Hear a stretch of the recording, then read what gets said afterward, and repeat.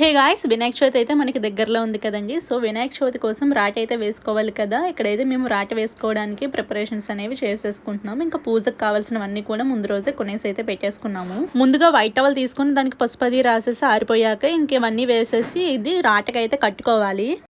ఇంకా అందరము కూడా చక్కగా గణపతి బప్ప మోరియా అని అనుకుంటూ కూడా రాట అయితే వేసేసాము. మా వీధిలో ఎవ్రీ ఇయర్ కూడా వినాయక చవితి చాలా బాగా చేస్తారు. ఇంకా నాకు మ్యారేజ్ అయిన సెకండ్ టైం అనమాట నేను ఈ వినాయక చవితిలోని పాల్గొనడం అనేది. మా వీధిలో ఇలాంటి ఫెస్టివల్స్ ఏమైనా ఉంటే అందరూ కూడా ముందే ఉంటారండి. అందులో పర్టికులర్లీ లేడీస్ అయితే ఇంకా ముందు ఉంటారు. ఒక్కొక్కరు ఒక్కొక్క పని అనేది పనిచేసుకుంటూ ఉంటారు. సో దానివల్ల తెలియదు, చాలా ఫ్రీగానే అయిపోతుంది.